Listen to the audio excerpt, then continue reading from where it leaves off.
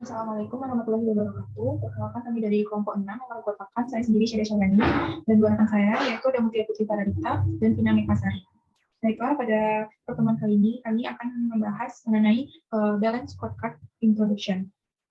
Chapter 1 yaitu Create the Strategy Focus Organization. Kemampuan untuk melaksanakan strategi, di mana sebuah studi terhadap 275 manajer portofolio melaporkan bahwa kemampuan untuk melaksanakan strategi lebih penting daripada kualitas strategi itu sendiri. Di mana pengamat lain juga setuju dengan pendapat manajer portofolio ini bahwa kemampuan untuk melaksanakan strategi bisa lebih penting daripada strategi itu sendiri.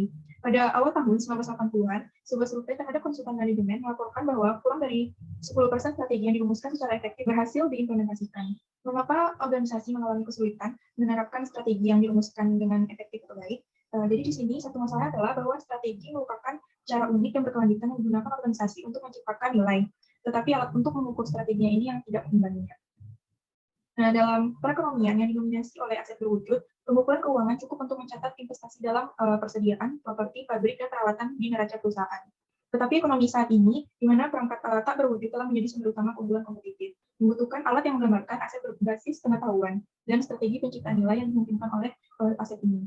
Dimana karena kekurangan alat tersebut, perusahaan mengalami kesulitan mengelola apa yang tidak dapat mereka gambarkan atau ukur.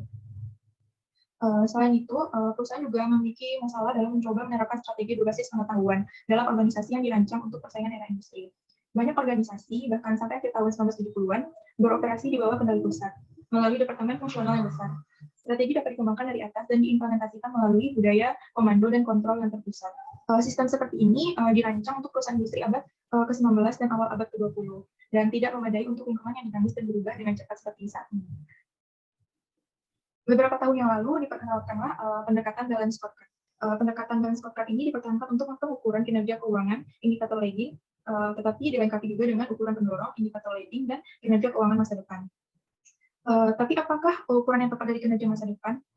Jika tindakan keuangan menyebabkan organisasi melakukan hal yang salah, tindakan apa yang akan mendorong mereka untuk melakukan hal yang benar? Nah, jadi jawabannya adalah ukuran strateginya. Dengan demikian, semua tujuan dan ukuran pada balance scorecard, baik finansial dan non-finansial, harus diturunkan dari visi dan strategi organisasi tersebut. Di sini ada beberapa perusahaan yang meminta manajemen untuk membantu mereka mengadopsi balance scorecard, yaitu Mobil Oil Corporation, North American Marketing and Refining Division, Cigna Corporation Property and Casualty Division, Chemical Retail Bank, dan Brown and Root Energy Service Rockwater Division. Nah, yang pertama yaitu Mobil North America Marketing and Refining Division. Pada tahun 1992, Mobil North America Marketing and Refining Division sebuah divisi senilai 15 miliar per tahun dari Mobil Oil Corporation, menempati peringkat terakhir di antara rekan-rekan industrinya dalam hal profitabilitas, di mana menghasilkan pengenalan investasi yang sangat rendah dan membutuhkan pemasukan tunai sekitar 500 juta dari perusahaan induk hanya untuk memelihara dan meningkatkan fasilitas. Sebuah tim manajemen baru mengembangkan strategi baru yang berfokus pada pelanggan, di mana tim mendesentralisasikan organisasi menjadi 18 unit bisnis yang menghadap pasar dengan akuntabilitas dan merestrukturisasi fungsi staf pusat menjadi 14 kelompok layanan bersama. Nah, balance scorecard diperkenalkan pada tahun 1994 untuk mengkomunikasikan dan mengelola peluncuran strategi baru ini. Dengan adanya balance scorecard ini, perusahaan dapat meraih hasil begitu cepat, di mana setelah bertahun-tahun kinerja di bawah rata-rata, termasuk peringkat di bawah kelompok sebaya pada tahun 92-93, mobil pindah ke posisi nomor 1 pada tahun 95. Dengan keuntungan 56% di atas rata-rata industri. Nah, perubahan haluan ini dicapai dalam waktu 2 tahun setelah memperkenalkan strategi baru, organisasi baru, dan proses manajemen kinerja balance scorecard. Yang lebih mengesankannya lagi yaitu mobil dapat mempertahankan kepemimpinan industri selama 4 tahun berturut-turut. Yang kedua yaitu Cigna Property and Casualty Insurance, di mana pada tahun 1993, Property and Casualty Division of Cigna kehilangan hampir 275 juta US dollar, membuat kinerjanya menjadi yang paling terburuk di industri. Divisi itu hampir bangkrut, meskipun kinerjanya yang buruk sebagian disebabkan oleh beberapa bencana besar. Tim manajemen menerapkan strategi baru ke 21 unit bisnisnya pada tahun 1984, menggunakan balance scorecard sebagai proses manajemen inti. Nah, hasilnya dalam kurun waktu 2 tahun, Cigna Property and Casualty telah kembali ke profitabilitas dan mempertahankan serta meningkatkan kinerjanya selama masing-masing 4 tahun ke depan. Pada tahun 1998, profitabilitas perusahaan memposisikannya dengan kuat di dalam industri dengan banyak bisnisnya menunjukkan kinerja kuartal teratas. Yang ketiga yaitu divisi Rockwater Brown and Root Energy Service. Rockwater sebuah perusahaan konstruksi bawah laut dari Brown and Root Energy Service, yaitu bagian dari Halliburton Corporation yang berkantor pusat di Aberdeen, Skotlandia. di mana melayani produksi minyak dan gas lepas pantai Kamal. Rockwater merugi pada tahun 1992. Noam Chambers, Presiden divisi yang baru, memperkenalkan Balance Scorecard kepada tim manajemennya pada tahun 1993 untuk membantu memperjelas dan menetapkan konsensus untuk strategi baru berdasarkan pada pengembangan hubungan nilai tambah pelanggan daripada menawarkan pelanggan dengan harga terdekat. Nah, pada tahun 96, Rockwater menjadi yang pertama kedudukannya baik dalam pertumbuhan maupun profitabilitas. Yang keempat yaitu Chemical Retail Bank. Implementasi Chemical Retail Bank dimulai tak lama setelah penggabungan Manufacturers Hanover and Chemical Bank pada tahun 1992. Di mana Michael Hegarty, Presiden Retail Bank, menggunakan scorecard sebagai bagian dari strategi barunya. Dengan menggunakan balance scorecard untuk mengkomunikasikan fokus yang intens pada pelanggan yang ditargetkan, Bank Retail dapat mencapai penghematan biaya yang diharapkan dari kinerja sambil meminimalkan kerugian. Dengan balance scorecard ini juga Retail Bank bisa menghasilkan profit yang banyak dari tahun ke tahunnya. Di mana kita lihat di sini pada tahun 93 itu profitnya masih X, lalu pada tahun 94 sudah mulai naik jadi 8X, dan seterusnya di tahun 95 dan 96 tepatnya itu pada puncaknya itu bisa menghasilkan profit itu 19X.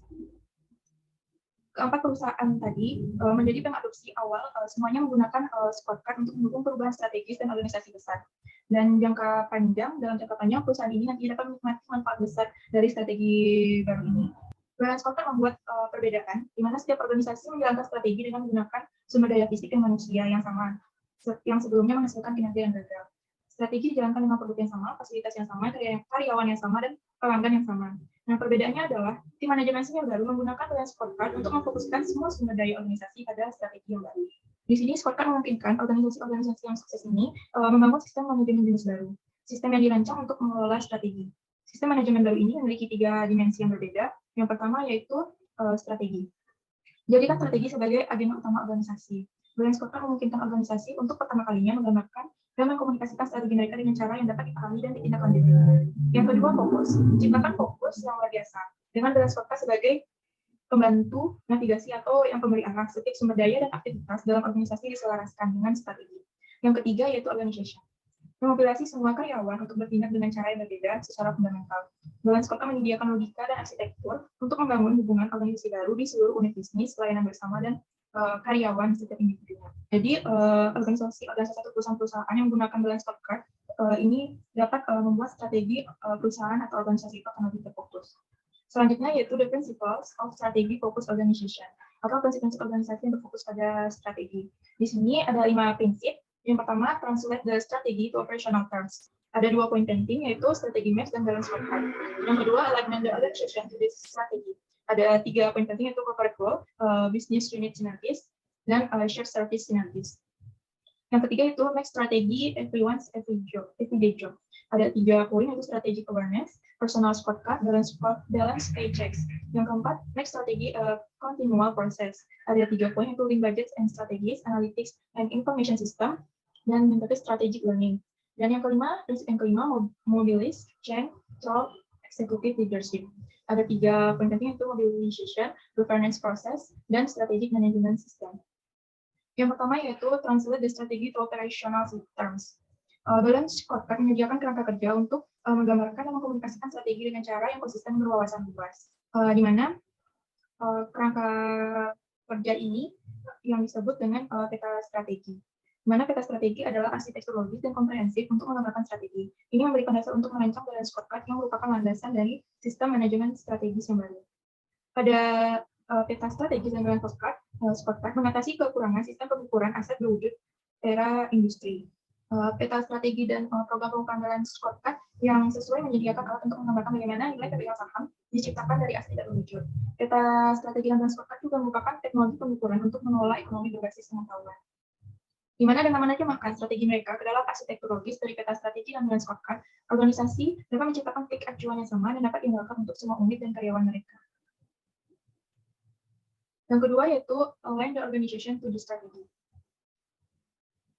Sinergi adalah tujuan menyeluruh dari desain organisasi.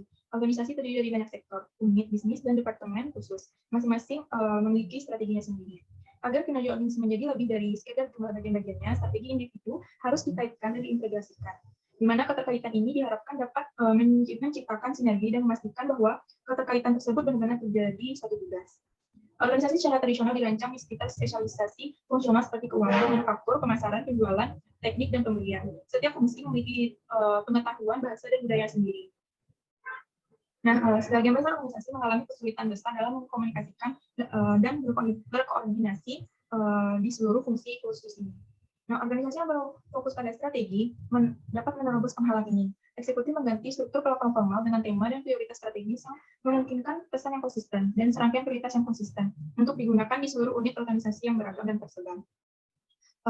Dalam semua kasus, perusahaan yang sukses menggunakan balance scorecard dengan cara berkoordinasi di seluruh organisasi mereka untuk memastikan bahwa keseluruhan itu memiliki tugas masing-masing. Yang ketiga yaitu make strategi everyone's every job. Organisasi yang berfokus pada strategi mengharuskan semua karyawan memahami strategi dan menjalankan bisnis mereka sehari-hari dengan cara berkontribusi pada keberhasilan strategi tersebut. Para eksekutif menggunakan balance scorecard untuk membantu mengkomunikasikan dan mendidik organisasi tentang strategi baru ini, di mana perusahaan dapat mendidik karyawan mereka tentang konsep bisnis yang sangat canggih. Untuk memahami scorecard sendiri, karyawan harus belajar tentang segmentasi pelanggan, biaya variabel, dan pemasaran bisnis mereka. Perusahaan kemudian mengalirkan scorecard corporate dan unit bisnis tingkat tinggi ke tingkat organisasi yang lebih rendah. Nah, nanti pada akhirnya masing-masing organisasi yang sukses menaikkan kompensasi insentif dengan balance scorecard. Di mana sistem kompensasi scorecard ini meningkatkan minat karyawan pada semua komponen strategi dan memajukan permintaan mereka akan pengetahuan dan informasi tentang ukuran balance scorecard ini. Strategi memang menjadi pekerjaan sehari setiap orang karena semua orang memahaminya dan termotivasi untuk menjalannya. Yang keempat yaitu make strategi a continual process. Perusahaan balance scorecard yang sukses memperkenalkan proses untuk mengelola strategi itu sendiri. Biasanya mereka menyebutnya itu proses putaran dana, di mana proses yang mengintegrasikan pengelolaan praktik yaitu anggaran keuangan dan pinjaman bulanan dan pengelolaan strategi ke dalam proses yang berkelanjutan. Karena proses untuk mengelola strategi sebelumnya tidak ada, setiap perusahaan mengembangkan pendekatan barunya sendiri. Ada 3 tema yang penting untuk dalam implementasinya. Yang pertama yaitu organisasi mulai menghubungkan strategi dengan proses anggaran. Balance scorecard menyediakan tolak ukur untuk mengevaluasi potensi investasi dan inisiatif. Yang kedua yaitu pengenalan pertemuan manajemen sederhana untuk meninjau strategi. Pertemuan seperti ini pada masa lalu tidak ada. Sekarang rapat manajemen dijadwalkan setiap bulan atau triwulan untuk membahas kartu balance score sehingga spektrum yang luas dari manajemen dapat memiliki suara dalam strategi. Nah, orang-orang yang menggunakan istilah strategi menarik untuk menggambarkan peristiwa, di mana sistem umpan balik informasi harus dirancang untuk mendukung proses tersebut. Di mana sistem ini dirancang untuk kebutuhan tim eksekutif. Nah, dan akhirnya sebuah proses untuk belajar dan adaptasi strategi berkembang. Balance scorecard mewakili hipotesis tentang strategi. Balance scorecard adalah perkiraan terbaik pada saat perumusan dari tindakan yang akan membawa kesuksesan finansial jangka panjang. Nah, saat balance scorecard diterapkan dan sistem umpan balik mulai melaporkan kemajuan, organisasi dapat menguji hipotesis strategi. Seperti contohnya yaitu perusahaan Brown & Wood melakukan pengujian secara formal menggunakan korelasi statistik antara ukuran pada kartu scorecard untuk menentukan apakah misalnya program pemberdayaan karyawan meningkatkan kepuasan pelanggan dan meningkatkan proses. Selanjutnya terakhir yaitu prinsip yang kelima, mobilize change through executive leadership. Di mana 4 prinsip yang pertama tadi berfokus pada alat, kerangka kerja, dan proses pendukung balance scorecard. Nah, penting untuk ditekankan bahwa kita membutuhkan lebih dari sekedar proses dan alat untuk menciptakan organisasi yang berfokus pada strategi. Nah, pengalaman telah berulang kali menunjukkan bahwa satu-satunya syarat terpenting untuk sukses adalah kepemilikan dan keterlibatan tim eksekutif. Di mana program balance scorecard yang sukses dimulai dengan pengakuan bahwa itu bukan pragmatik, ini adalah proyek perubahan. Awalnya fokusnya adalah pada mobilisasi dan penciptaan momentum untuk memunculkan proses. Setelah organisasi dimobilisasi, fokus berdasar ke tata kelola dengan penekanan pada pendekatan berbasis tim yang cair untuk menangani sifat transisi yang tidak terstruktur ke model kinerja baru. Nah, pada akhirnya dan secara bertahap dalam waktu sistem manajemen baru berkembang. Sistem manajemen strategis yang memaga nilai-nilai budaya baru dan struktur baru ke dalam sistem baru untuk mengelola berbagai fase dapat berkembang selama 2 hingga 3 tahun. Fase pertama yaitu mobilisasi. Harus menjelaskan kepada organisasi mengapa perubahan diperlukan. Setelah proses perubahan diluncurkan, eksekutif menetapkan proses tata kelola untuk menuju transisi. Dan saat proses berkembang, eksekutif memodifikasi sistem manajemen yang ada untuk mengkonsolidasikan kemajuan dan berbuat perubahan. Pengelolaannya berbeda-beda di setiap organisasi. Misalnya, mengaitkan kompensasi eksekutif dengan kartu atau balance scorecard pada tahun pertama, sedangkan mobil menunggu hingga tahun kedua. Dan mobil mengalihkan kartu skor ke bagian paling bawah organisasi, sedangkan chemical retail bank hanya berjalan di tengah jalan. Strategi harus merupakan proses yang berkelanjutan, di mana sisi kepemimpinan adalah dengan hati-hati menyeimbangkan ketegangan antara stabilitas dan perubahan. Selanjutnya yaitu ada contoh lain mengenai penerapan balance scorecard, yaitu Duke Children's Hospital. Duke Children's Hospital atau DCH, sebuah rumah sakit akademis anak-anak di dalam Duke University Health System di Durham, North Carolina, mengalami kenaikan biaya per kasus sebesar 35% dari tahun 1994 hingga 96. Rata-rata lama perawatan selama 8 hari adalah 15%, melebihi target. Itu kehilangan uang staf, sehingga stafnya tidak puas dan inisiatif perbaikan proses baru-baru ini tidak berhasil. Namun, itu meminta pusat medis untuk tambahan modal itu 40 juta untuk program ekspansi. Dr. John Mulyones di DCH memimpin program Balance Scorecard yang akhirnya menjangkau semua fasilitas pediatrik DCH, termasuk 2 rumah sakit besar di wilayah yang diperoleh DCH saat program diluncurkan. Dr. Milyones menggunakan metode Balance Scorecard sebagai ajakan bertindak untuk mulai berlatih lebih cerdas.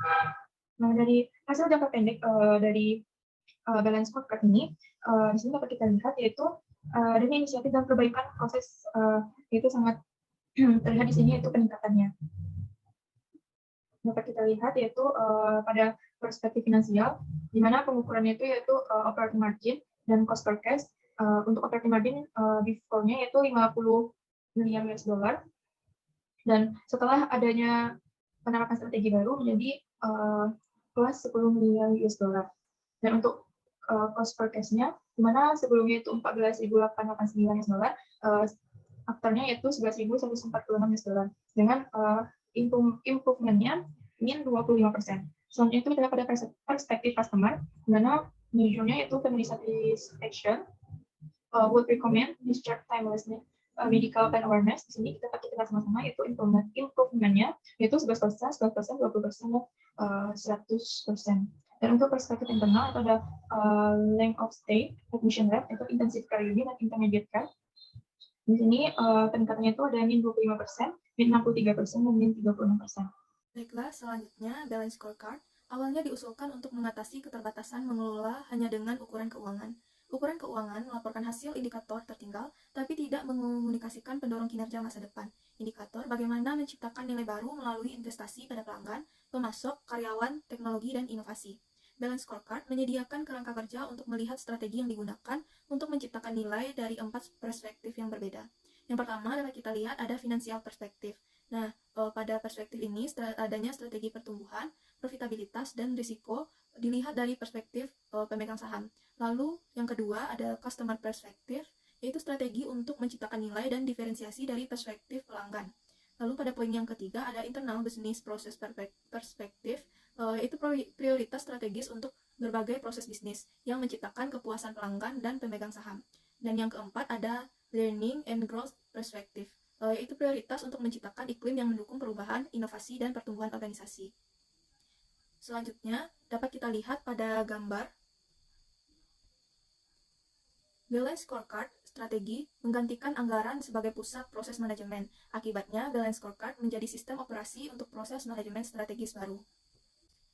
Sebagai organisasi yang dikelola dengan balance scorecard ini, dapat membuat penemuan lebih lanjut. Kecepatan dan besarnya hasil yang dicapai oleh pengadopsi awal mengungkapkan kekuatan sistem manajemen balance scorecard untuk memfokuskan seluruh organisasi pada strategi. Untuk mencapai fokus strategis yang intens seperti itu, organisasi telah melembagakan perubahan transformasional yang komprehensif.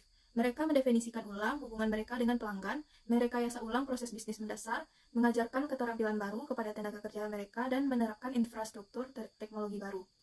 Lalu selanjutnya, perusahaan beralih dari sistem manajemen kinerja yang terkait secara eksklusif dengan kerangka keuangan. Yang pertama pada dekade awal abad ke-20, DuPont Corporation dan General Motors Corporation mengembangkan metrik laba atas investasi sebagai perangkat integrasi untuk perusahaan multidivisi. Lalu selanjutnya pada pertengahan abad ke-20, perusahaan multidivisi menggunakan anggaran sebagai inti dari sistem manajemen mereka. Lalu pada 1990-an, perusahaan telah memperluas kerangka keuangan untuk merangkul metrik keuangan yang berkorelasi lebih baik dengan nilai pemegang saham, yang mengarah ke economic value added, dan metrik manajemen berbasis nilai atau value-based management metric. Tetapi bahkan kerangka keuangan terbaik saat ini tidak menangkap semua dinamika kinerja dalam kompetisi berbasis pengetahuan saat ini. Lalu, menyadari keterbatasan pengelolaan hanya dengan angka-angka keuangan, banyak perusahaan mengadopsi kualitas sebagai seruan utama mereka, dan kerangka pengorganisasian selama tahun 1980-an dan 1990-an. Perusahaan berusaha keras untuk memenangkan penghargaan kualitas, yaitu pada Malcolm Baldrige di Amerika Serikat, lalu ada Deming Price di Jepang, dan EFQM di Eropa, dan untuk meniru perusahaan Motorola dan General Electric. dengan mengadopsi Six Sigma Programs. Tetapi kualitas saja tidak memadai, seperti halnya ukuran keuangan murni yang diharapkan dapat digantikan oleh program kualitas. Beberapa perusahaan yang memenangkan penghargaan kualitas nasional segera menemukan diri mereka dalam kesulitan keuangan. Selanjutnya, di luar ukuran keuangan dan kualitas, beberapa perusahaan telah menekankan fokus pelanggan, menerapkan program untuk membangun fokus pasar organisasi, dan membangun sistem manajemen hubungan pelanggan. Lainnya setelah memilih kompetisi inti atau rekayasa ulang proses bisnis mendasar, dan yang lain lagi menekankan manajemen sumber daya manusia yang strategis, menunjukkan bagaimana karyawan yang termotivasi dan terampil dapat menciptakan nilai ekonomi atau telah menggunakan teknologi informasi untuk keunggulan kompetitif. Masing-masing perspektif keuangan, kualitas, pelanggan, kemampuan, proses, orang, dan sistem adalah penting dan dapat memainkan peran dalam menciptakan nilai dalam organisasi. Namun, masing-masing hanya mewakili satu komponen dalam jaringan aktivitas dan proses manajemen yang harus dilakukan untuk menghasilkan kinerja yang unggul dan berkelanjutan. Memfokuskan dan mengelola hanya satu dari perspektif ini mendorong suboptimasi dengan mengorbankan tujuan organisasi yang lebih luas. Perusahaan harus mengganti fokus yang sempit atau spesifik apapun dengan pandangan komprehensif di mana strategi merupakan jantung dari sistem manajemen. Baiklah, selanjutnya, how mobile become a strategy focused organization. Mobile North America Marketing and Refining atau NAMNR merupakan perusahaan minyak di Amerika Serikat.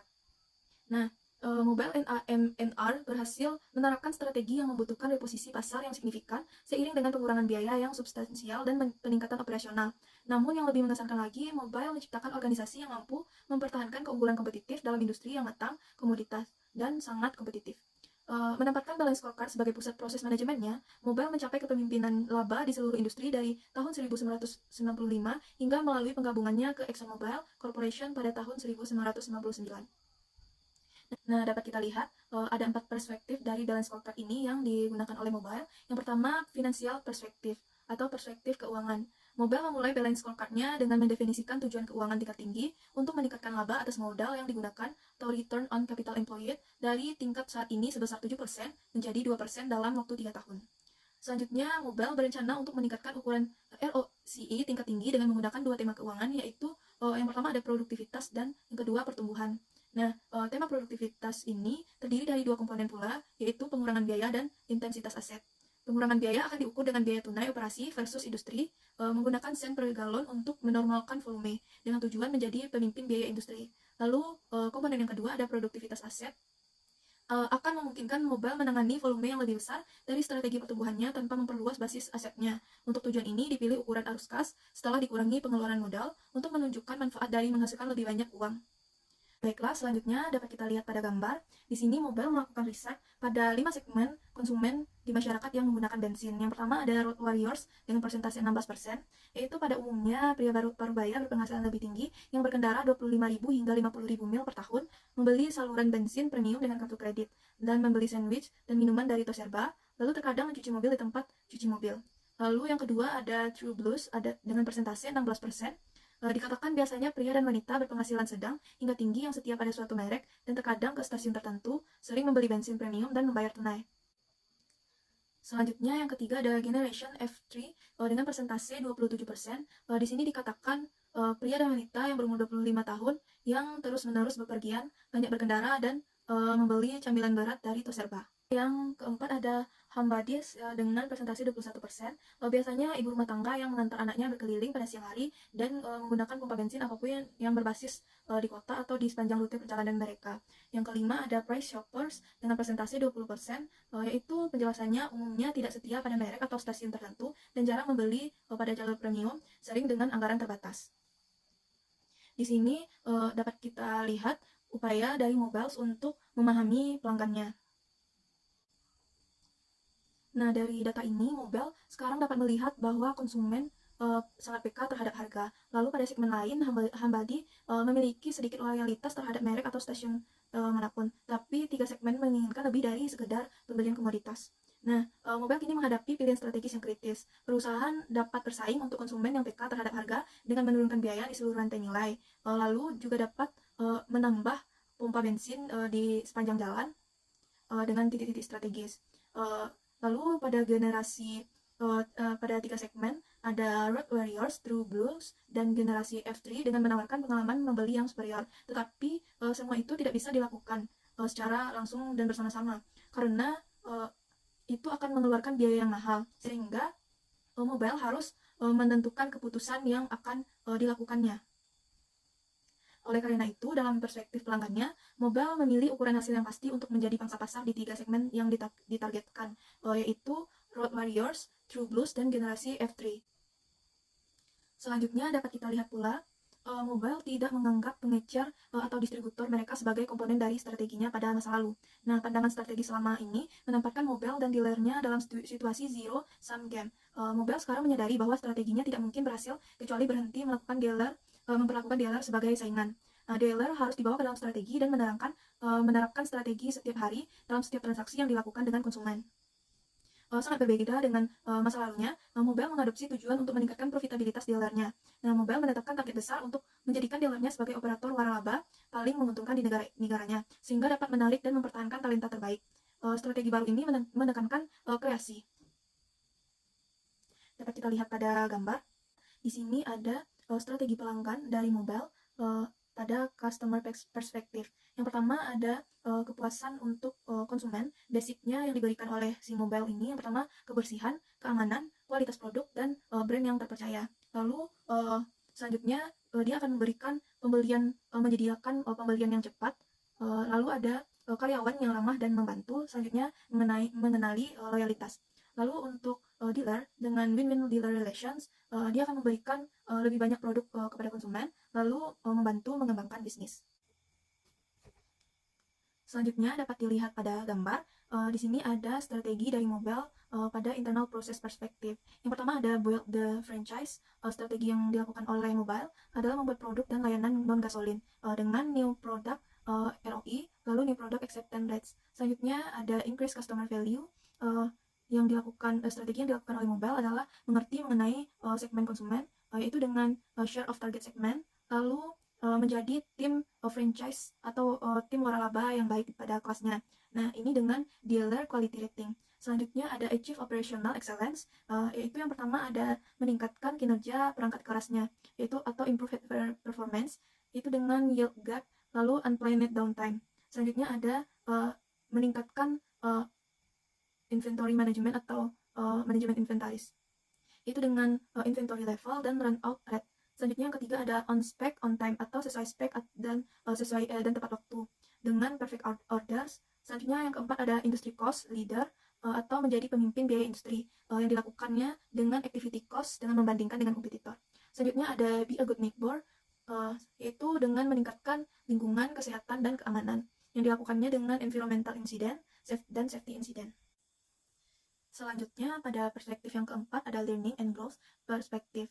Nah, rangkaian tujuan terakhir memberikan landasan bagi strategi Mobile, keterampilan dan motivasi karyawannya, serta peran teknologi informasi. Di sini ada 3 tujuan strategis untuk learning and growth perspektif.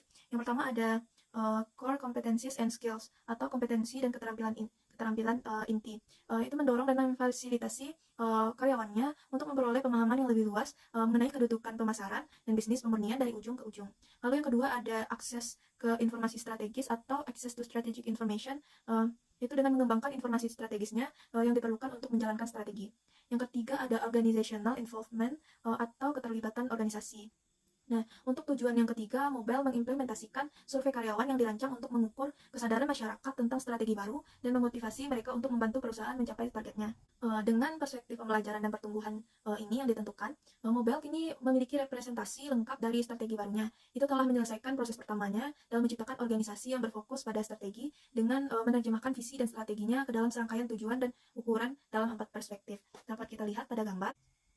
Selanjutnya dapat kita lihat pada gambar. Di sini dipaparkan Mobile NAM&R's Balance Scorecard. Di sini merupakan kesimpulan yang telah dijelaskan tadi mengenai 4 perspektif. Selanjutnya dapat kita lihat ada Mobile NAM&R Strategy Map.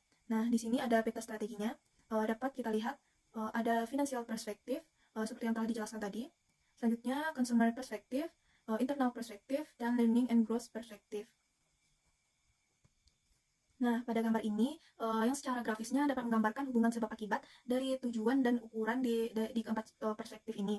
Tujuan dan ukuran dan representasinya dalam peta sekarang dapat dihubungkan dan dikomunikasikan jelas ke seluruh organisasi. Nah, dari penjelasan tadi, dapat kita lihat proses pembuatan balance scorecard oleh Mobile NAM&R ini dapat kita ikuti langkah-langkahnya, itu menilai lingkungan yang kompetitif, yang kedua kedua, mempelajari tentang preferensi dari segmen pelanggan. Yang ketiga, mengembangkan strategi untuk menghasilkan terobosan kinerja keuangan. Yang keempat, mengartikulasi keseimbangan antara pertumbuhan dan produktivitas. Yang kelima, memilih segmen pelanggan yang ditargetkan. Yang keenam, ada menentukan proposisi nilai untuk pelanggan yang ditargetkan. Yang ketujuh, identifikasi proses bisnis internal yang penting untuk memberi proposisi nilai kepada pelanggan dan untuk tujuan biaya dan produktivitas finansial. Selanjutnya ada juga mengembangkan keterampilan kompetisi, motivasi, database, dan teknologi yang dibutuhkan untuk unggul dalam proses internal dan penyampaian nilai pelanggan. Pada akhir proses ini, organisasi akan memiliki balance scorecard yang tujuan dan ukurannya yang benar-benar mencerminkan strategi.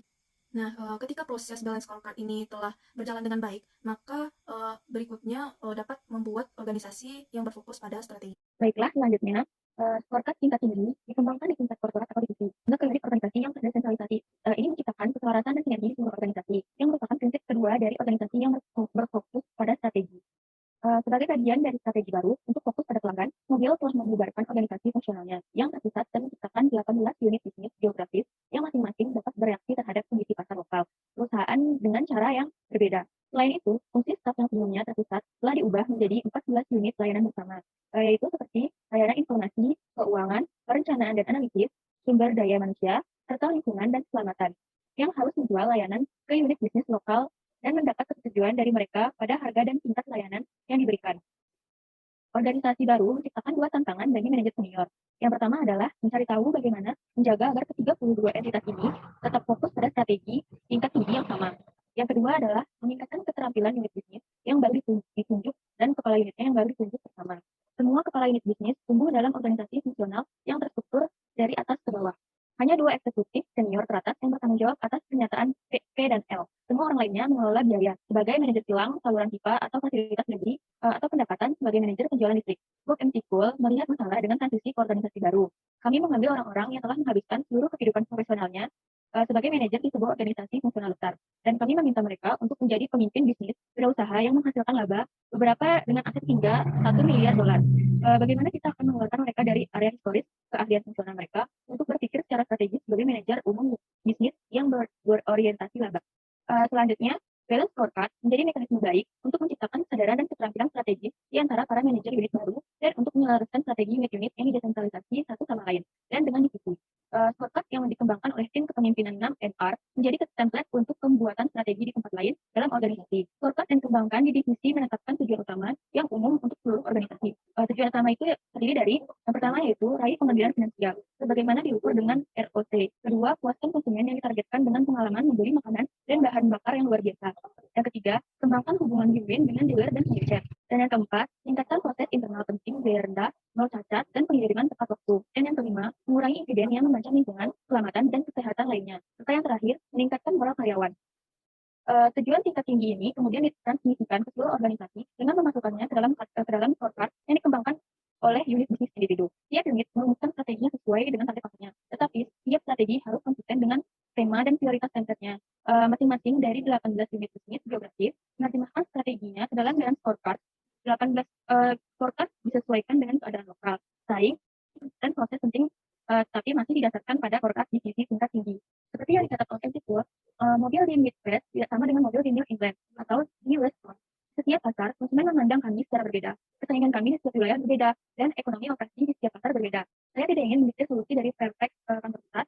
Kami memiliki strategi dasar dan serangkaian program pendukung yang dapat kami luncurkan ke setiap MBU, Natural Business Unit, atau unit bisnis alami. Kami memiliki beberapa kendala. Kami ingin dealer kami beroperasi di bawah standar yang bertuliskan mobil. Ada desain dasar untuk stasiun dan untuk e-store yang ingin kami bagikan di seluruh wilayah. Dan kami pikir kami memiliki kemenangan strategi segmentasi dengan pelayanan yang cepat dan ramah. Tetapi jika MBU merasa memiliki pendorong yang lebih baik untuk sukses, saya akan mendengarkannya. Saya ingin kepala MBU memberitahu saya, inilah visi saya, ini adalah visi dan strategi saya, dan inilah cara saya menuju ke sana dari sini. Dengan pedoman ini, setiap unit bisnis mengembangkan scorecard-nya sendiri sesuai dengan situasi lokalnya. Ukuran di tingkat bisnis individu tidak harus ditambahkan ke ukuran divisi. Manajer unit bisnis memilih ukuran lokal yang akan mempengaruhi ukuran pada scorecard divisi. Tetapi ukuran tersebut tidak selalu merupakan dekomposisi sederhana dari scorecard tingkat yang lebih tinggi. Banyak ukuran pada scorecard unit New England Sales and Distribution atau NESND, dan mirip dengan yang ada pada scorecard tingkat tertinggi, tetapi beberapa ukuran pada scorecard nasional berhasil tidak muncul karena NESND tidak memiliki kilang di distriknya. Dan NESND memperkenalkan beberapa langkah baru, salah satunya yang disebut dengan komitmen dealer berupaya menyelaraskan dealer lokal dengan pengalaman membeli cepat, ramah, melayani yang diinginkan mobil. Scorecard England mencerminkan persentase dealer yang telah membeli inisiatif komitmen dealer. Ini adalah cara Distrik mengukur hubungan yang saling menguntungkan dengan para dealernya. Namun, daerah lain dapat mengadopsi pendekatan yang sangat berbeda. Jadi, ukuran tujuan ini berbeda di 18 wilayah dan karena itu tidak dapat digabungkan ke dalam ukuran divisi. Tetapi, setiap wilayah telah mengembangkan inisiatif dan tindakan yang mencerminkan keadaan dan budaya lokalnya tentang bagaimana menerapkan aliansi strategis dengan dealer di wilayahnya. Dalam kasus ini, strategi semua unit organisasi menjadi selaras sehingga dampak kumulatif dari setiap unit persumur yang terbentuk akan diperkuat oleh tindakan semua unit lainnya. Tingkat keterkaitan berikutnya terjadi ketika mobil menggunakan balance scorecard untuk semua unit layanan bersamanya. Unit-unit ini sekarang harus dijual. Layanan ke unit bisnis alami yang mendapatkan kesepakatan dari mereka tentang harga dan tingkat layanan yang diberikan. Agar fungsi staff atau organisasi layanan bersama responsif terhadap kebutuhan unit bisnis, mobil membentuk komite pembeli. Setiap komite memiliki 3-5 perwakilan dari unit bisnis yang membuat kesepakatan tahunan dengan unit layanan bersama. Negosiasi yang ketat terjadi setiap tahun antara komite pembeli dan tim eksekutif unit layanan bersama mengenai layanan yang diusulkan unit layanan untuk dipasok dan biaya penyediaan setiap unit layanan. Marty Gineza, yaitu seorang kepala unit layanan bersama pemasaran bisnis, mengingat perubahan budaya yang diperlukan oleh pengaturan organisasi baru ini. Menurut Marty Gineza, kami harus melalui perubahan mental yang besar dari organisasi pemberi arahan menjadi penyedia layanan. Orang-orang kami harus belajar bagaimana bermitra dengan NGO untuk membantu mereka mencapai strategi mereka. Untuk pertama kalinya dalam sejarah mobil, kami harus menentukan kumpulan layanan yang harus disetujui orang lain untuk dibeli. Kami belum pernah bertanya kepada orang-orang apakah mereka bersedia membeli. Terkait diskusi tersebut, akhirnya mencapai puncaknya dalam perjanjian layanan yang menjelaskan rangkaian layanan yang unit bisnis inginkan untuk disediakan oleh unit layanan dan anggaran resmi untuk penyediaan layanan ini. Seringkali layanan yang ingin ditawarkan oleh grup layanan bersama tidak dirasakan sebagai hal yang berharga oleh komite pembeli unit bisnis, sehingga layanan tersebut dihentikan. Dalam kasus lain, komite pembeli menginginkan layanan tetapi tidak pada harga yang sudah ditentukan. Kemudian, unit layanan akan mengurangi beberapa fungsi untuk memberikan layanan dasar berbiaya lebih rendah. Kebalikan juga terjadi. Komite pembeli seringkali mengidentifikasi layanan yang berupa prioritas tinggi bagi mereka, yang tidak ditawarkan oleh unit layanan bersama. Dineza berkomentar tentang proses negosiasi ini. Itu adalah proses berulang merevisi layanan kami dan mengalokasikan kembali sumber daya tenaga dan biaya kami ke tujuan yang ingin dicapai oleh organisasi lapangan. Tapi itu adalah proses pembelajaran dan ikatan saat kami berjalan melalui tiap iterasi scorecard dan perjanjian layanan. Setelah perjanjian layanan diperoleh, 14 unit layanan bersama membangun scorecard seimbang mereka. Tiap unit layanan bersama mengembangkan strateginya sendiri untuk keunggulan fungsional. Tapi strategi harus diarahkan untuk membantu unit bisnis dan divisi mencapai strategi mereka. Perspektif penghargaan dari balance scorecard layanan sama mencerminkan kekuatan unit bisnis dengan layanan yang diberikan. Dengan cara ini, ukuran keberhasilan unit layanan bersama dikaitkan dengan ukuran pada scorecard unit bisnis dan scorecard 6NR. Pada akhir proses ini, masing-masing dari 32 unit desentralisasi mobil 6NR telah mengembangkan strategi uniknya. Tetapi setiap strategi dikaitkan dengan yang lain dan pada akhirnya dengan tema dan tujuan organisasi yang sama. Hal ini dapat kita lihat pada gambar di layar. Perusahaan memiliki scorecard perusahaan dengan 8 item. Yang pertama yaitu financial growth, yang kedua delight to consumer, yang ketiga win-win relationship, yang keempat safe and reliable, yang kelima competitive supplier, yang keenam good network, 7 quality, dan yang terakhir motivated and featured. Ini merupakan scorecard perusahaan yang mendefinisikan prioritas strategi secara keseluruhan. Kemudian, perusahaan juga memiliki bisnis lainnya, yang dimana setiap SBU mengembangkan rencana jangka panjang dan dengan scorecard yang konsisten dengan agenda strategi perusahaan. Dan yang terakhir, perusahaan memiliki unit pendukung. Item-item yang ada pada unit pendukung sendiri adalah governance or marketing, gasoline marketing, manufacturing service, supply program, environment and safety, dan yang terakhir human resources. Di mana setiap unit pendukung ini mengembangkan rencana untuk berbagi praktik terbaik untuk menciptakan sinergi di seluruh SBUS. Selanjutnya yaitu next strategi everyone everyday job. Prinsip ketiga organisasinya berfokus pada strategi adalah menghubungkan setiap karyawan dengan unit bisnis dan strategi perusahaan. Semua orang harus mendukung strategi organisasi dan termotivasi untuk membantu organisasi mencapai tujuan strateginya. Dalam scorecard digunakan untuk mengkomunikasikan tujuan strategi pada karyawan, bukan untuk memerintahkan mereka tentang apa yang harus dilakukan. Organisasi yang berfokus pada strategi ingin karyawan mengarahkan aktivitas mereka sehari-hari untuk mencapai tujuan strategis dan untuk menemukan peluang baru, inovatif, dan seringkali lintas fungsi dan lintas unit untuk menghargai tujuan organisasi.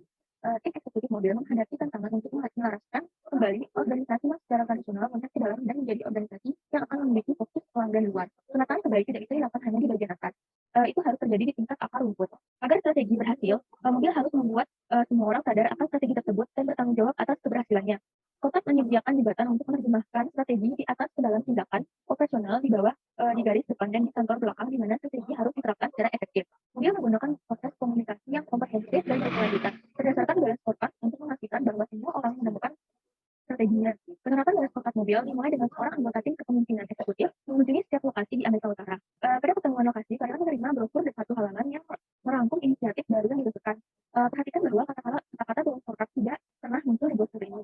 Brosur tersebut merangkum scorecard dengan 8 tema strategis baru yang diambil dari masing-masing dari 4 perspektif scorecard, yaitu yang pertama keuangan, yang bertujuan untuk pengambilan modal, yang kedua yaitu pelanggan, yang bertujuan untuk menyenangkan pelanggan dan untuk hubungan win-win dengan dealer. Yang ketiga yaitu proses bisnis internal, yang bertujuan untuk biaya rendah, aman dan dipercaya, tepat waktu yang sesuai spesifikasi, serta tetangga yang baik.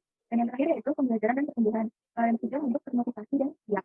Itu adalah gambar brosur yang dimaksud, yaitu gambar nomor 2/8. Brosur itu sendiri memperkuat pesan dengan menjelaskan bagaimana organisasi bermaksud mengukur kemajuan mobil di sepanjang 8 tema strategis ini. Brosur tersebut mengomunikasikan arah baru untuk mobil adalah cara yang sederhana dan kredibel. Mobil ini menghindari seksisme dan sinisme alami di antara karyawan yang letih karena inisiatif perusahaan baru lainnya yang telah diluncurkan. Para eksekutif yang mengunjungi setiap lokasi menjelaskan arah strategis baru dan menjawab pertanyaan dari karyawan tentang tema strategis atau pengukurannya. Tanya pengemudi truk pada awalnya perspektif tentang bagaimana mereka dapat mempengaruhi salah satu tema strategis. Mereka tahu tugas mereka untuk mengirimkan produk ke pelanggan. Bagaimana arah baru ini akan mempengaruhi mereka? Eksekutif dapat menjelaskan dengan relatif mudah bagaimana pengemudi truk dapat mempengaruhi ukuran proses internal. Dengan mengemudi dengan aman dan menghindari kecelakaan, pengemudi akan meningkatkan kinerja pada keempat ukuran internal, yaitu berkontribusi pada biaya yang lebih rendah, dapat diandalkan, tepat waktu, dan menjadi tetangga yang baik. Dengan mengemudikan rute yang ditentukan dan tidak terpusat, mereka dapat mempertahankan biaya dan jadwal rendah. Pengemudi memahami dampak ini dengan mudah, tetapi kemudian mempertanyakan dua ukuran pelanggan. Eksekutif menjelaskan hubungan win-win dengan dealer dan meminta pengemudi untuk memperlakukan dealer sebagai pelanggan yang berharga saat mengirimkan produk kepada mereka. Para eksekutif juga menjelaskan strategi segmentasi pasar baru dan program pembelanja serius yang akan mengevaluasi pengalaman membeli di setiap stasiun mobil Amerika Utara. Mereka menunjukkan bagaimana pengemudi dapat berkontribusi pada satu aspek dari pengalaman membeli yang sempurna, dengan tiba tepat waktu, dengan kadar bensin dan produk pelumas yang sesuai, sehingga tidak ada dealer yang kehabisan stok. Namun pada saat yang sama, pengemudi juga belajar tentang semua atribut lain dari pengalaman membeli yang sempurna, meskipun mereka tidak dapat mengendalikannya. Setelah komunikasi dengan hubungan dan tujuan pribadi, mobil memperkuat strategi dengan menghubungkan kompensasi insentif ke balance scorecard. Pada tahun 1996, mobil 6NR melembagakan pendekatan 3 tingkat baru untuk semua karyawan yang digaji. Rencana bonus adalah bagian dari program kompensasi pembayaran variabel baru, karena pembekuan gaji selama masa sulit mobil di awal tahun 1990-an, gaji pokok karyawan sekarang rata-rata hanya 90% dari upah pasar yang kompetitif. Alih-alih memulihkan keseimbangan gaji melalui kenaikan gaji satu kali, tim kepemimpinan eksekutif membuat program yang akan membayar bonus tunai tahunan hingga 30%. Target untuk langkah-langkah tersebut ditetapkan hingga bonus 30% penuh hanya akan diterima jika mobil berada di peringkat teratas industri dalam setiap ukuran. Jika mobil tampil di bagian bawah industri, maka tidak ada bonus tunai yang akan diperoleh. Dan jika mobil tampil di tengah industri, maka hanya sekitar 10% bonus tunai yang akan diberikan. Hal ini dapat dilihat pada gambar 2/9.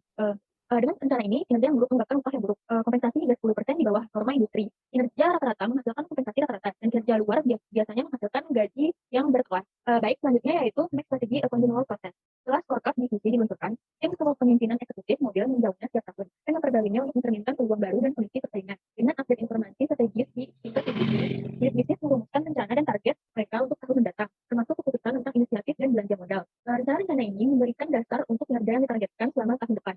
Akibatnya, unit bisnis dan divisi sekarang memiliki anggaran untuk kinerja baik ukuran strategis, finansial maupun non-finansial pada scorecard. Membangun target kinerja pada sistem kompensasi menuntut terus dari strategi ke operasi. Proses tata kelola baru menekankan pembelajaran pemecahan masalah tim dan pembinaan. Rapat tinjauan melihat ke masa depan, mengeksplorasi bagaimana menerapkan strategi secara lebih efektif dan perubahan apa yang harus dilakukan pada strategi. Berdasarkan apa yang telah dipelajari dari masa lalu, ini membuat implementasi strategi menjadi proses yang berkelanjutan bukan episodik. Tim manajemen perlu melakukan diskusi yang merangsang dan menantang tentang apakah organisasi tetap berada pada lintasannya untuk jangka panjang, kinerja terobosan, atau apakah ide-ide baru, pengetahuan baru, dan ancaman serta peluang baru telah terjadi yang memerlukan perubahan arah strategis. Balance scorecard menyediakan agenda pertemuan manajemen yang dirancang untuk umpan balik dan pembelajaran strategis tersebut. Dalam organisasi yang berfokus pada strategi, strategi adalah proses yang berkelanjutan, bukan proses tahunan. Selanjutnya yaitu mobilize leadership for change. Mungkin aspek yang paling membingungkan dan bermasalah dalam menciptakan organisasi yang berfokus pada strategis adalah bagaimana mempertahankan upaya tersebut.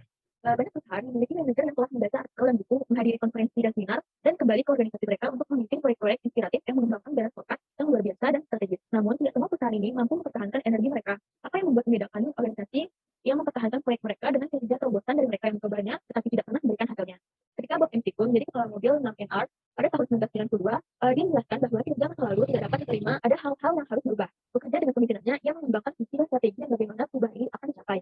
Balance scorecard memainkan peran penting dalam proses ini. Sementara potongan-potongan strategi yang ada, mereka terfragmentasi. Beberapa pengamat menyebutnya sebagai strategi bridgework. Balance scorecard membantu menjadikan ini sebagai strategi tunggal yang terintegrasi kepala unit layanan bersama pemasaran sumber daya manusia, dan teknologi informasi dimasukkan dalam keanggotaan tim kepemimpinan. Untuk memastikan bahwa informasi tentang pelanggan, orang, dan teknologi dimasukkan dalam pemikiran strategis dan perencanaan, beberapa beban utama ini kurang dalam diskusi sebelumnya. Akuntabilitas untuk bagian-bagian dari strategi sekarang jelas diterapkan dalam tim. MCO dan Brian Becker memainkan peran sentral dalam mengkomunikasikan strategi baru dan balance scorecard di seluruh organisasi, merancang sistem kompensasi baru yang terkait dengan scorecard, dan merevisi proses perencanaan dan penganggaran untuk mendukung strategi.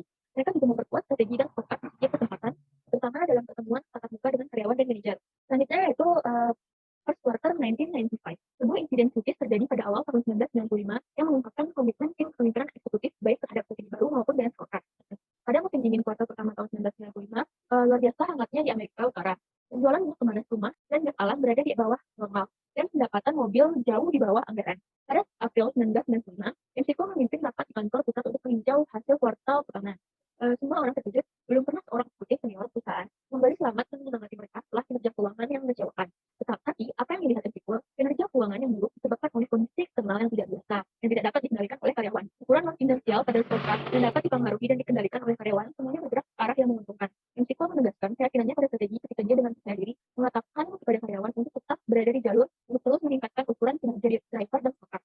Dan keyakinannya segera diterbukkan pada akhir tahun, mobil telah menjadi perusahaan paling menguntungkan di industri tersebut. Kami sering menggambarkan ukuran finansial pada balance scorecard sebagai indikator utama. Tapi langkah-langkah itu mungkin tidak hanya memimpin, mereka juga berkelanjutan. Dalam jangka pendek, hasil keuangan yang dapat dipengaruhi oleh faktor sementara cuaca, suku bunga, pergerakan nilai tukar, harga energi, dan siklus ekonomi. Tetapi yang menentukan bagaimana kinerja organisasi dalam jangka panjang adalah seberapa baik posisinya dibandingkan dengan para pesaingnya. Jika organisasi dapat terus berinvestasi bahkan selama krisis ekonomi dalam hubungan pelanggan dan peningkatan proses pengembangan produk baru dan kemampuan karyawan, mereka dapat meningkatkan posisi mereka relatif terhadap pesaing, sehingga ketika lingkungan eksternal membaik, mereka akan menikmati banyak keuntungan lebih tinggi dan rata-rata di industri jenis.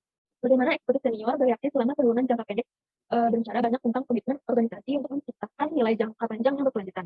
Yang kedua yaitu sustaining the scorecard. Setelah balance scorecard dipasang di mobil, menjadi agenda pertemuan tahunan 125 manajer teratas pada bulan Januari untuk membahas tujuan, ukuran, dan target scorecard untuk tahun baru dan untuk berbagai praktik terbaik di seluruh unit bisnis dan layanan bersama unit.